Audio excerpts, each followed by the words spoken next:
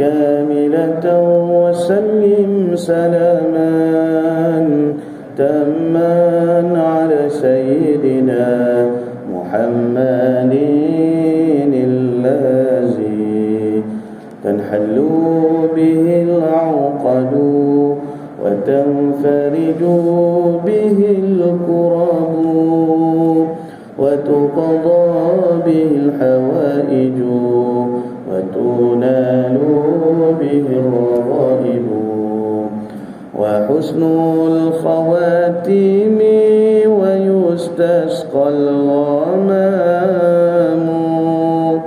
بوجهه الكريم وعلى آله وصحبه في كل لمحة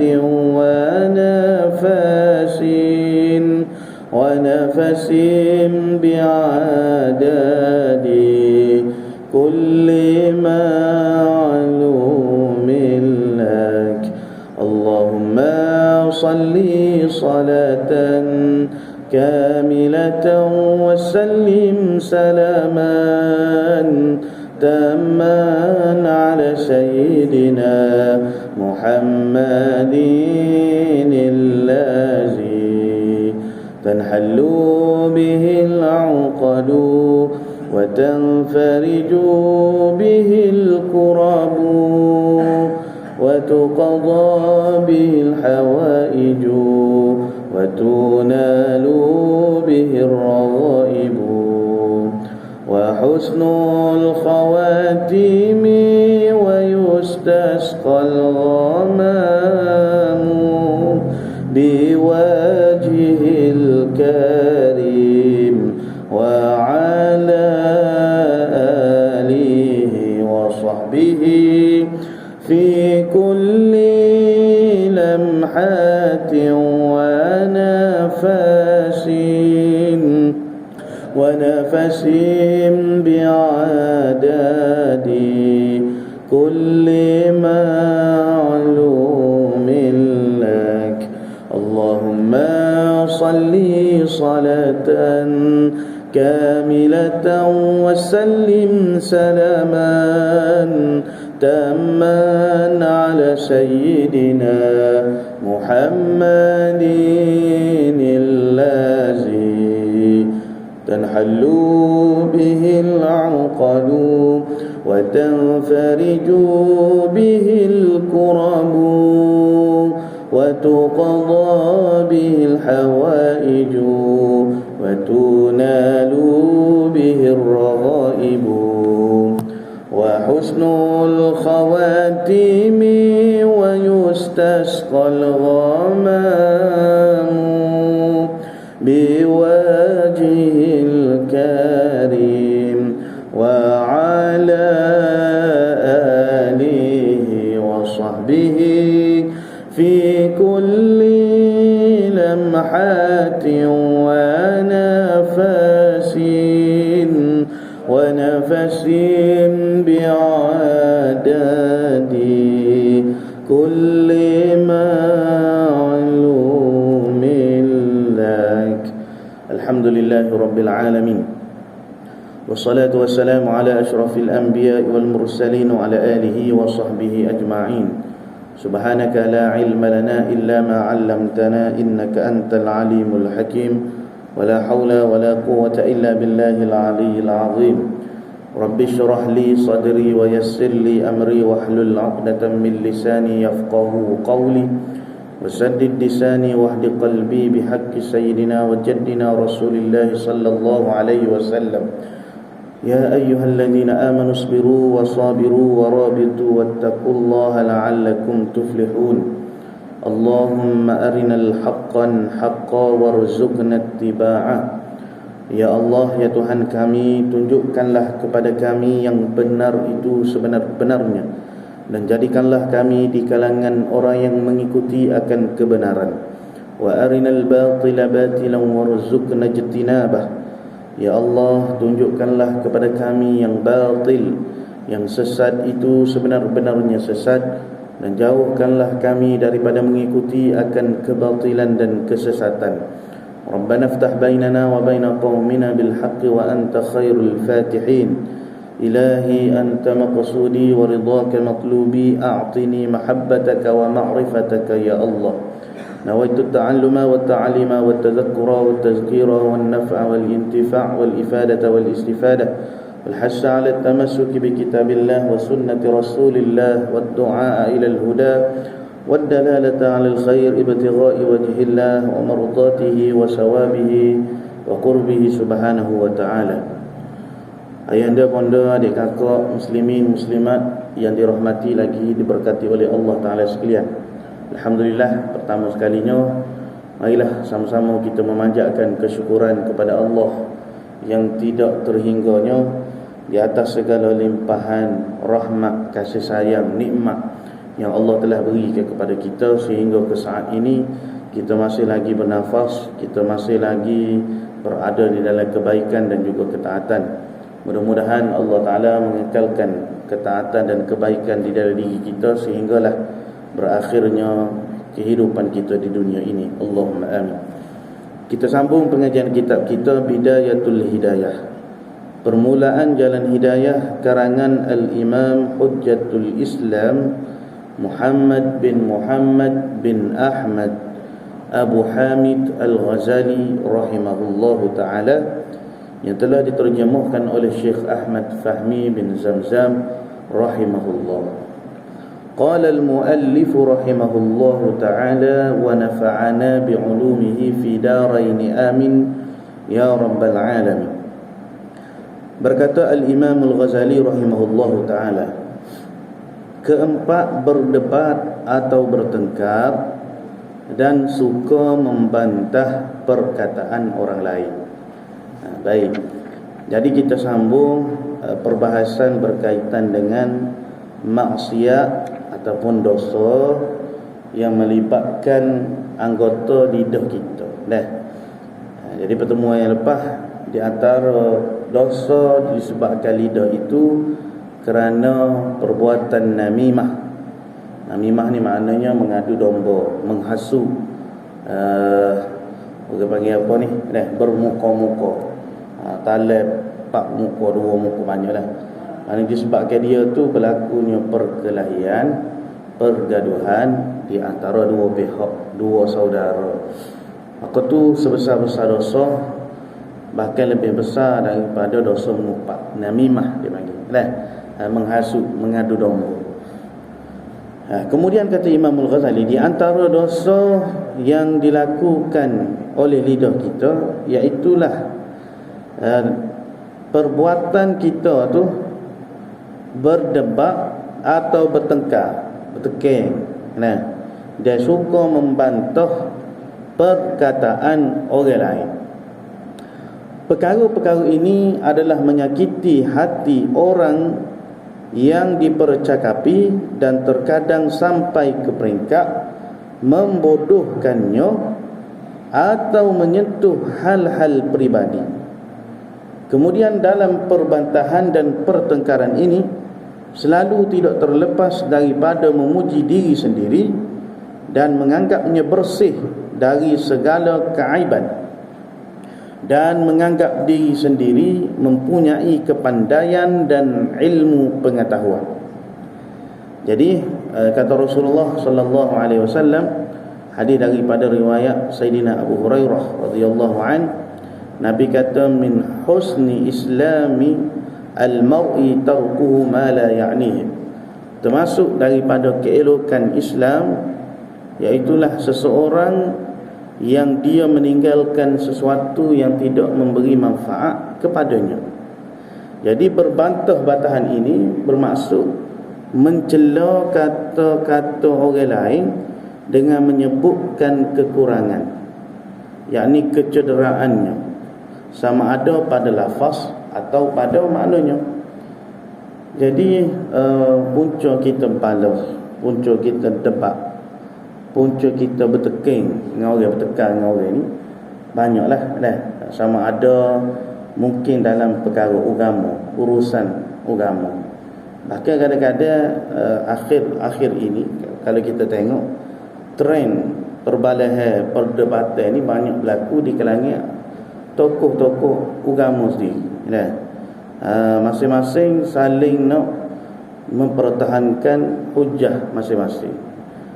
Masing-masing banding nak kata dia lah hak betul, dia lah hak paling bagus, dia lah hak paling terbaik, dia lah hak paling tepat pandangan.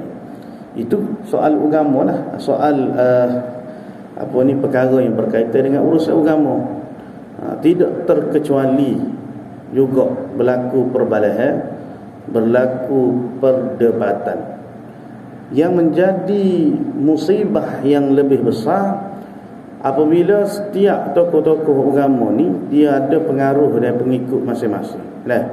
Tambah-tambah kalau hari ni kita boleh bercakap apa sahaja mengikut pandangan dan juga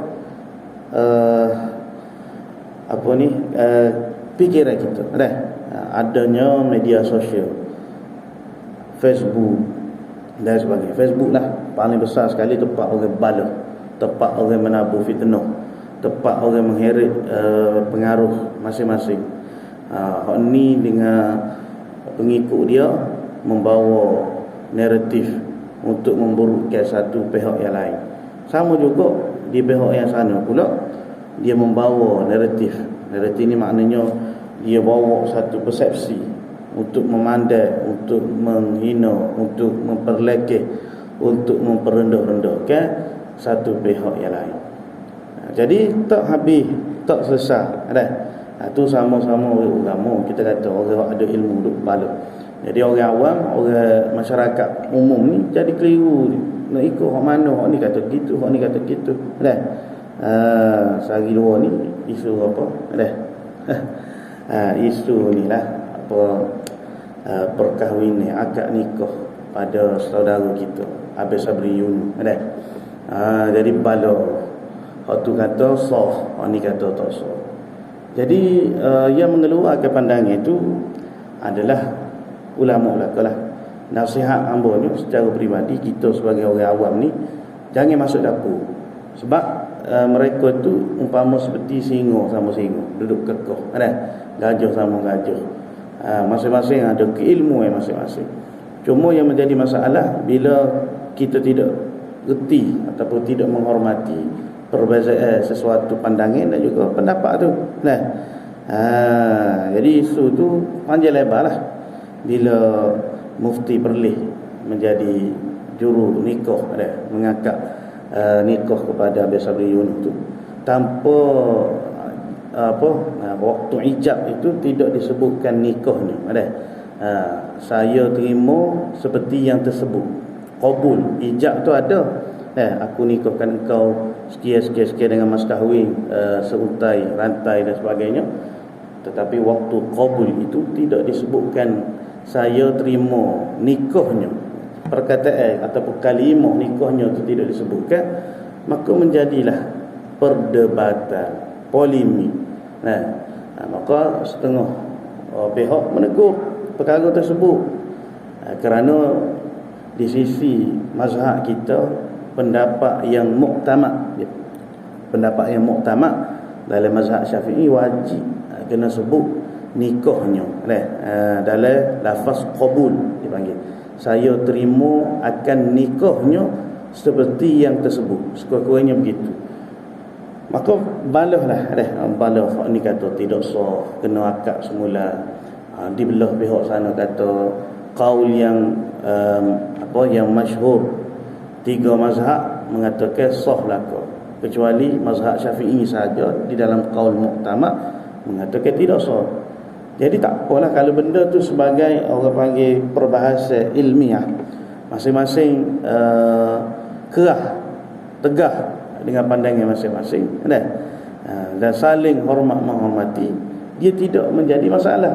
Yang menjadi permasalahannya bila satu pihak ni dia menghukum satu belah pihak lagi ni dengan cacian, dengan makian, dengan kutukan. Itu yang menjadi masalah. Bahkan banyak isu-isu yang berlaku di zaman sekarang, akhirnya perbezaan itu bila membawa kepada perdebatan, perbalahan, salib debat, salib berhujah, dia tidak membawa kepada keharmonian, dia tidak membawa kepada penyatuan, bahkan dia menjadi saling benci membenci di antara satu pihak dengan satu pihak yang lain. Itu yang realiti yang berlaku. Jadi dalam isu tadi, secara peribadi ambanya, kita sebagai orang awam ni, kita tak payah masuk dapur, kerana ada juga setengah orang yang dia tak setuju dengan pandangan Syekh Nuruddin Al-Banjari hafizahullah ta'ala. Jadi Syekh Nuruddin ni dia bukan orang-orang biasa, bahkan dia pun tahu apa qaul yang muktamad, apa qaul yang masyhur, pandangan-pandangan. Cuma atas dasar dia nak ihtiyat, nak berjaga-jaga, sebab urusan nikah kahwin ni dia tidak terhenti pada hari perkahwinan. Dia melibatkan hubungan-hubungan yang akan datang, dia melibatkan keturunan, dia melibatkan pembahagian harta pusaka dan sebagainya. Maka perkahwinan yang dipanggil sebagai syubhah, syubhah ni maknanya ada keraguan, sama ada ketika lafaz qabul itu tidak sempurna, tidak disebutkan nikah tadi tu, lafaz nikah tu banyaklah. Maknanya kalau kita tengok, kita kena rujuk balik dalam bidang ataupun dalam bab munakahat, bab nikah kahwin ni lah. Maka dibimbangi akan berlakunya waqti syubhah. Waqti syubhah ni bukanlah dikatakan seperti berzina, orang yang tidak berkahwin melakukan hubungan persetubuhan tak. Waqti syubhah ni maknanya dia seolah-olahnya melakukan satu hubungan suami isteri yang tidak melalui perkahwinan yang sah. Itu makna waqti syubhah. Sama ada seseorang itu berkahwin dengan adik-beradik dia sendiri. Waktu menikah tu dia tak tahu kata isteri dia ni adik dia. Bila lama masa berlalu, mungkin waktu kecil dulu dia pisah, barulah keluarga ni menceritakan keadaan yang sebenar. Rupa-rupanya bini dia tu adalah adik dia. Maka perkahwinan dia tu terbatal dengan sendirinya, dan hubungan dia sewaktu dia pernah bersama dipanggil sebagai waqti syubhah dipanggil. Jadi kesimpulan dia kan, kita tak payah masuk dapur lah. Suruh kepada ahli dia. Syekh Nuruddin punya pandangan dan punya ikhtiyar nak berjaga dalam urusan agama. Walaupun di sebelah sana mengatakan itu sudah memadai kerana pandangan tiga imam yang lain, Imam Maliki, Imam Hanafi, mazhab Hanafi, Imam Ahmad bin Hanbal memadai hanya menyebut raditu, aku redha, aku terima, qabiltu, tanpa disebutkan nikah, nikahnya sudah sah. Pun begitu banyaklah. Jadi kita jangan cuba menempuh sesuatu di luar bidang kita, sehingga ada orang yang komen di dalam Facebook yang mencela, yang mencaci, yang memaki, yang merendahkan mana-mana pihak lah. Di pihak kita pun berpada-pada dengan pandangan kita. Sama juga di belah sana yang tidak bersetuju dengan pandangan Syekh Nuruddin pun jangan sampai kita menghina dia, merendahkan dia, sedangkan dia tu adalah orang yang alim, orang yang jauh ilmu dia tu berbanding dengan kita. Baik. Itu dalam soal isu semasa sekarang lah. Jadi sah tak sah tu, jawapan dia sah lah. Sebab fatwa ataupun mazhab bagi orang awam itu adalah mazhab mufti. Cuma di sisi pandangan qaul yang muktamad dalam mazhab kita, mazhab Syafi'i ni, memang kalau kira lafaz tersebut tidak sah. Sebab apa? Sebab tidak disebutkan qabul, saya ataupun aku terima akan nikahnya. Dalam mazhab kita Syafi'i kena sebut lafaz tersebut. Itu di sisi qaul yang muktamad dalam mazhab kita. Kita pun pening kepada dia pula qaul muktamad. Qaul muktamad ni maknanya qaul yang disepakati. Sebab Al-Imam Syafi'i rahimahullahu ta'ala, dia ada dua pandangan, dua pendapat dalam mazhab dia. Pertama dipanggil mazhab qadim, sewaktu Imam Syafi'i berada di Iraq, di Baghdad.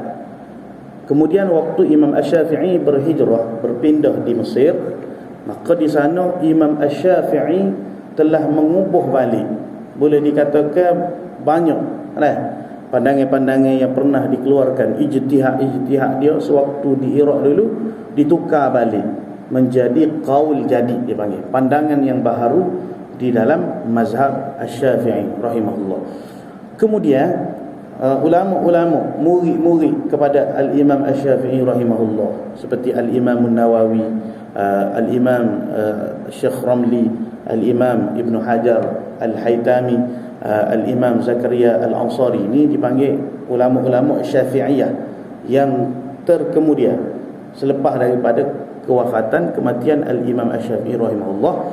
Jadi mereka ni memilih pandangan-pandangan yang muktamad dalam mazhab Asy-Syafi'i. Pandangan yang muktamad ni apa maksudnya? Pandangan yang disepakati. Dalam mazhab kita gini, mazhab Syafi'i ni pandangan dia gini-gini. Dan pandangan itulah yang dipegang oleh para ulama kita di tanah air kita, di Malaysia. Sebab kita ni mazhab fiqhnya adalah Asy-Syafi'i, mazhab Asy-Syafi'i. Dalam urusan ibadat, dalam urusan nikah kahwin, maka kita menggunakan hukum ataupun ijtihad qaul yang muktamad.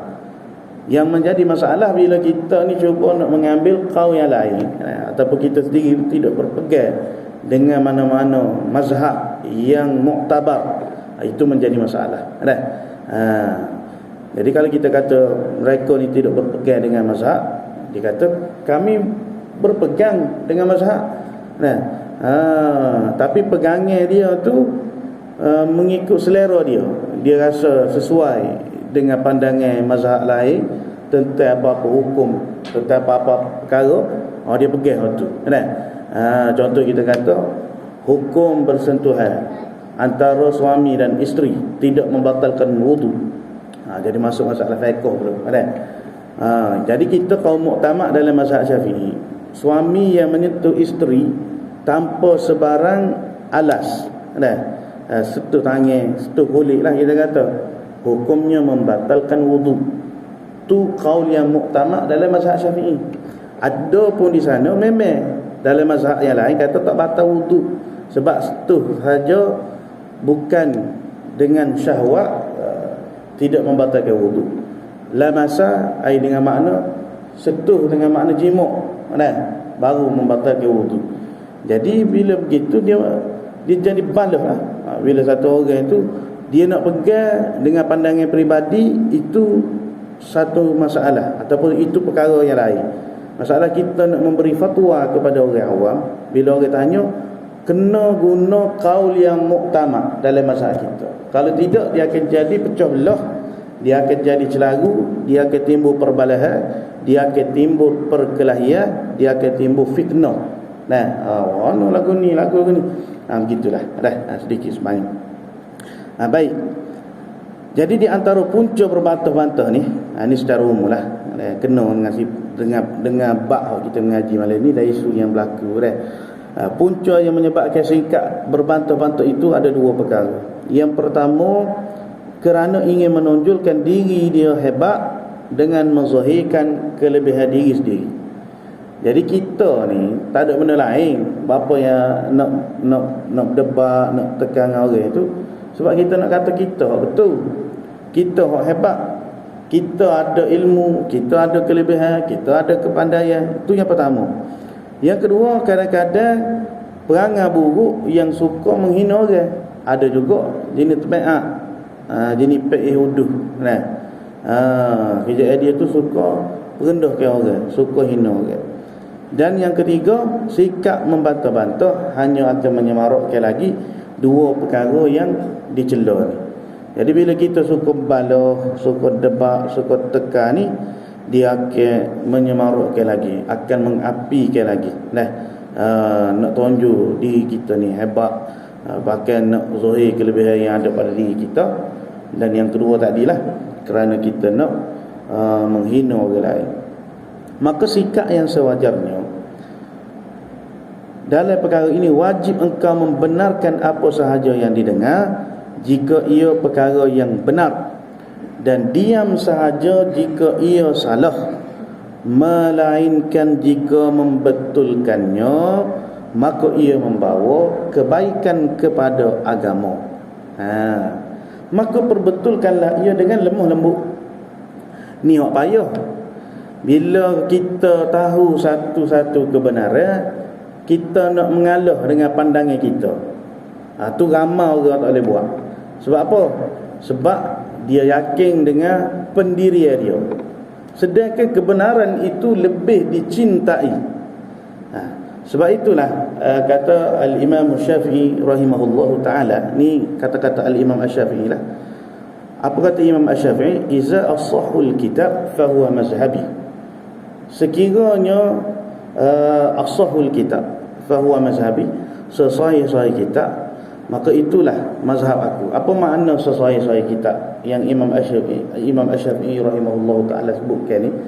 Maknanya kebenaran itu melebihi daripada segala-galanya, daripada apa sahaja pandangan, apa sahaja pendirian, apa sahaja yang kita pegang. Setengah orang dia tak say nak membenarkan kebenaran, dia tak say nak mengalah, sedangkan dia tahu yang dia tu salah, dan dia tahu dia belah sana tu benar. Kerana apa? Kerana kesombongan yang ada dalam diri dia, kerana sikap dia tadi. Oh, nanti orang kata aku lekeh, nanti orang tak ikut aku, nanti orang akan pandai rendah kepada aku, dan macam-macam. Sedangkan kita tidak akan sekali-kali pun dihina, dijatuhkan ataupun direndahkan dengan sebab kita mengaku salah. Mengalah itu bukan bererti kalah. Itu biasa kita dengar lah. Bahkan Al-Imam Syafi'i rahimahullah di dalam suatu perkataan dia pernah kata, apabila aku berhadapan dengan orang yang berselisih faham pandangan dengan aku berharap Allah Ta'ala akan menzahirkan kebenaran itu di atas lidah mereka. Apa maksud dia? Maknanya tawaduknya Imam Syafi'i, rendah hati. Kita ni kalau kita nak kepala dengan orang, kita nak royak kita paling betul sekali ke, ataupun kita nak cari kebenaran. Kadang-kadang kita kata kita paling betul, kita yakin dengan pegangan kita, dengan ilmu kita, dengan pendapat kita. Bukan kita nak cari kebenaran.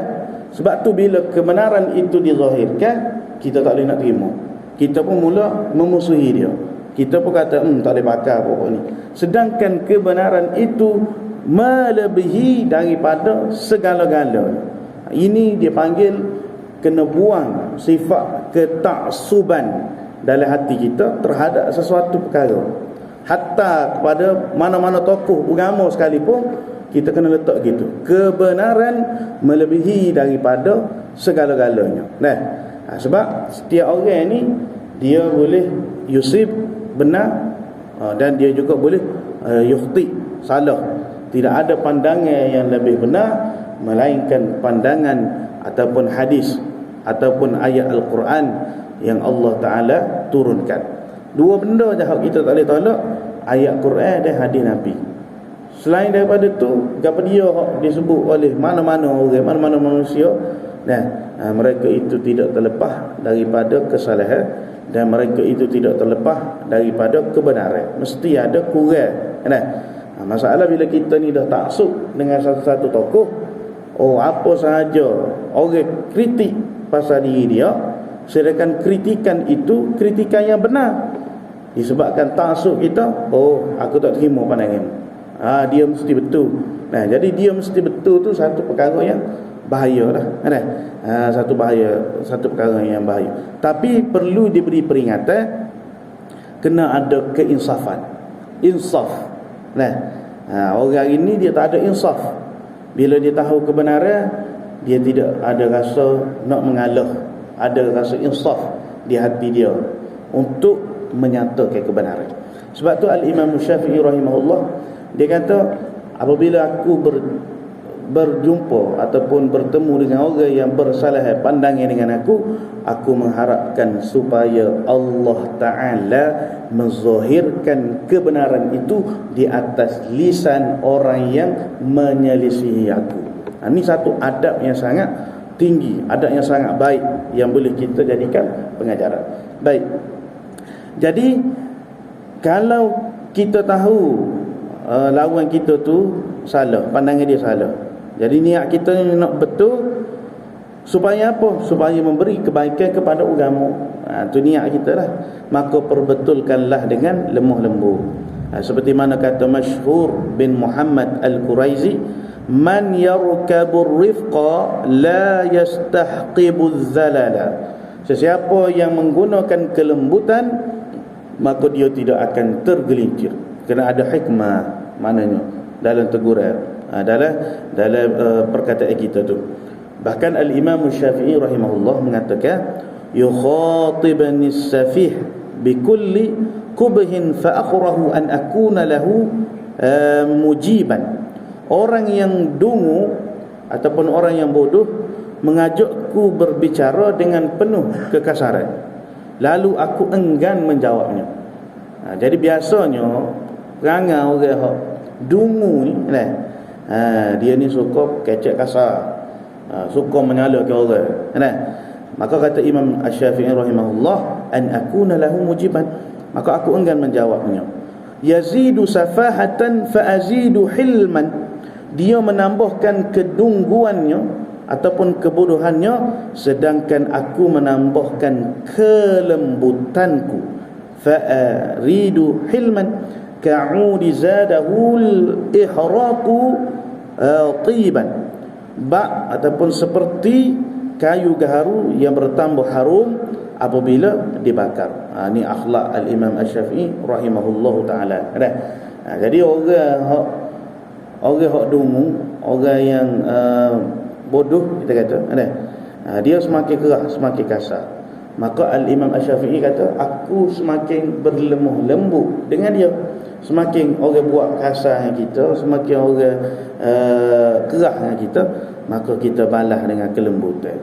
Umpama seperti kayu gaharu yang dibakar ataupun yang diletak di atas bara, akan dikeluarkan bau-bauan yang sangat mengharumkan. Baik. Kemudian kata Al-Imam Al-Ghazali rahimahullah, kemudian pertengkaran ini menimbulkan pula permusuhan yang berterusan, kerana engkau tiada bertengkar dengan orang jahil kecuali ia menaruh dendam untuk menyakiti engkau pada suatu masa yang nanti. Jadi kalau orang alim sama alim, mungkin kita kata dia tahu adabul munazarah, ada adab debat, Jadi kalau kita ni ada berkhilaf, ada benda bersalah fahaman dan sebagainya, maka bawa kepada perbincangan, jangan sampai caci mencaci. Sebab itu di antara adab, kita tak setuju dengan mana-mana tokoh dengan pandangan ilmuwan, maknanya dia ni orang yang ada kedudukan, Jangan sampai ketidaksetujuan kita dengan dia tu sehingga kita memanggil dia dengan gelaran-gelaran yang tidak sepatutnya. Jadi sebesar mana pun kita tak setuju dengan satu-satu orang yang alim ataupun tokoh tu, perlu kita memanggil dia dengan panggilan yang selayaknya untuk dia. Kalau dia tuan guru, panggillah dia tuan guru. Kalau dia syekh, panggillah dia syekh. Seperti mana kita kata, ada setengah-setengah pandangan yang dibawa oleh Al-Imam Ibn Taymiyah rahimahullahu ta'ala. Al-Imam Ibn Taymiyah rahimahullah ni Syekhul Islam, gelar dia. Ada pandangan-pandangan dia yang gharib, yang membawa kepada tashbih tentang ayat-ayat Al-Quran, tentang Allah Ta'ala istiwa di atas arasy dan sebagainya lah. Jadi memang kita tak setuju dengan pandangan tersebut, tapi jangan sampai kita menghina, kita mencaci, kita merendahkan martabat dia sebagai imam. Dia imam tetap imam. Panggilan dia kena panggil dia Syekh Al-Imam Syekhul Islam Ibn Taymiyah, walaupun ada pandangan yang kita tak setuju. Sama juga Tu tokoh-tokoh yang besar lah kita kata, yang ada pada hari ini kan. Ni kadang-kadang tak setuju panggil Syafi'i gitu kan. Tak setuju dengan pandangan Al-Imam Asy-Syafi'i sehingga merendah-rendahkan Al-Imam Asy-Syafi'i, sehingga memperlekehkan pribadi Al-Imam Syafi'i rahimahullah. Maka tu tak boleh. Jauh sama sekali keilmuan kita dengan imam kita, jauh lah beza dia tu kan. Jadi sama jugalah dengan tokoh yang masih ada ataupun yang dah meninggal.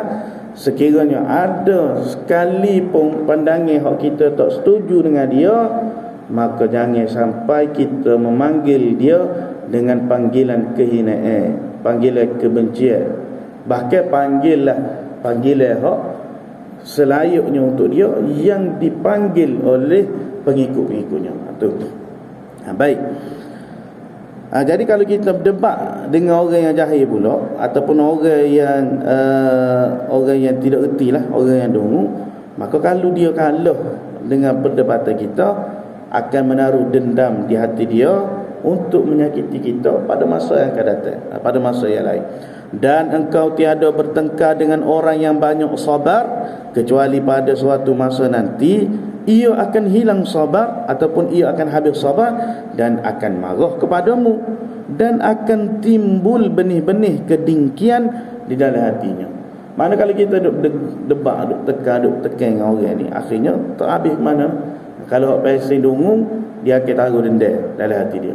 Kalau hak pasal ni sabar, maka kesabaran dia tu sampai masa akan hilang, dan ketika tu akan timbullah benih-benih kedengkian di dalam hati dia. Oleh itu Rasulullah sallallahu alaihi wasallam bersabda, kata Nabi, man tarakal mira'a wa huwa mubtilun banallahu lahu baitan fi rabadil jannah wa man tarakal mira'a fa wa huwa muhiqqun banallahu lahu baitan fi a'lal jannah. Barang siapa yang sanggup meninggalkan pertengkaran, tinggal perdebatan, tinggal perbalahan kerana Allah, sedangkan ia adalah pihak yang salah dan dia tahu dia ni duduk di tempat yang salah, pandangan yang silap, kita kata, maka Allah akan membina untuknya sebuah rumah di tepi syurga. Dan barang siapa yang sanggup meninggalkan bertengkar ataupun perdebatan, sedangkan ia adalah berada di pihak yang benar, dia tahu dia benar, tapi dia kata biarlah, lock lah, awi ke dia lah. Maksudnya dia tak say nak memanjakan perkataan tu kan. Dia menyerah. Maknanya menyerah kalah tu bukan bermakna kalah kan. Maka apa, Allah Ta'ala akan membina untuknya sebuah rumah di tempat yang tinggi di dalam syurga. Ini kelebihan lah. Maknanya kita ni meninggalkan perbalahan, pertengkaran yang tidak bernoktahkan keharmonian, yang tidak berakhir dengan kedamaian, maka hak tu lebih baik. Kalau kita teruskan juga, dia tidak akan semakin baik, bahkan dia akan semakin renggang, semakin kuat polemik yang berlaku, seperti mana yang berlaku pada hari inilah. Kemudian kata Al-Imam Al-Ghazali rahimahullahu ta'ala, dan janganlah engkau tertipu dengan tipu daya syaitan, kerana syaitan selalu mengatakan engkau mesti bertengkar dengan mereka kerana engkau adalah memperjuangkan kebenaran. Wallahu ta'ala a'lam wa ilmuhu atam. Sallallahu alaihi wasallam Muhammad.